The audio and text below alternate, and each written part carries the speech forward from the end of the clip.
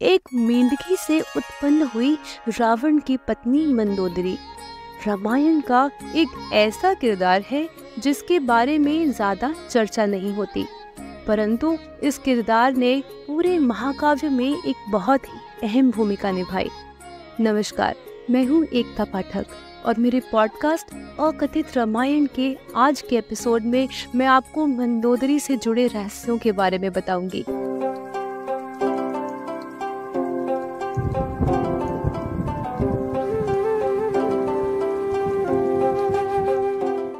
ऋषि कश्यप और दैत्य माता दिति का एक पुत्र हुआ जिसका नाम था मैदानव। उसका विवाह हेमा नाम की अप्सरा से हुआ जिसे वह अत्यधिक प्रेम करता था। उनके 2 पुत्र हुए जिनका नाम था मायावी और दुंदुभी। अपने आराध्य भगवान शिव को प्रसन्न करने के लिए एक बार रावण ने घोर तपस्या की। उसकी तपस्या से प्रसन्न होकर भगवान उसे दर्शन देने आए, अतः वरदान मांगने को कहा। भक्ति से परिपूर्ण रावण भगवान को देखकर बहुत प्रसन्न हुआ। वरदान मांगते वक्त अचानक रावण की नजर माँ पार्वती पर गई।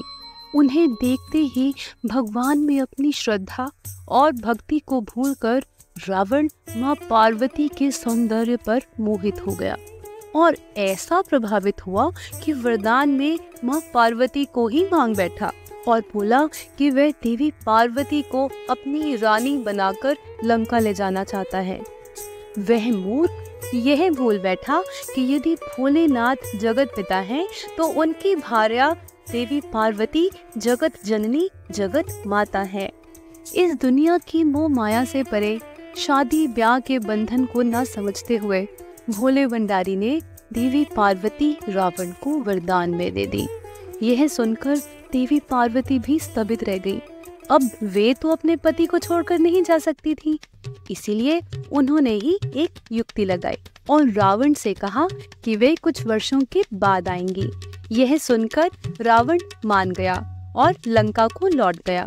तब उन्होंने एक मेंढकी को देखा और अपनी माया से उसे एक सुंदर नवजात कन्या का रूप दिया और उस प्यारी सी नवजात कन्या को उन्होंने मैदानव और अप्सरा हेमा को पुत्री रूप में प्रदान किया।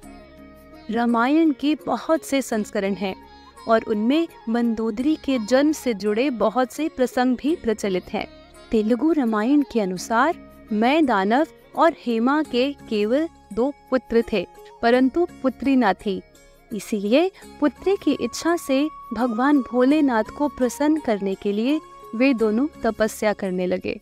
दूसरी ओर मधुरा नाम की एक अप्सरा भगवान शिव के दर्शन करने कैलाश पर्वत पर गई और वहां जाकर उनके सौंदर्य पर मोहित हो गई। उस समय देवी पार्वती वहां पर नहीं थी।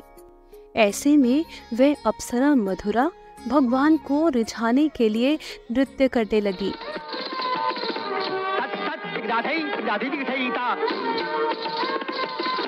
एवं उन्हें प्रेम करने लगी। जब देवी पार्वती वहां पर आई तो उन्होंने भगवान भोलेनाथ की भभूत को मधुरा के शरीर पर लगा हुआ पाया। यह देखकर वह अति क्रोधित हुई और उन्होंने मधुरा को श्राप दे दिया कि वह मेंढकी बनकर एक कुएं में रहेगी।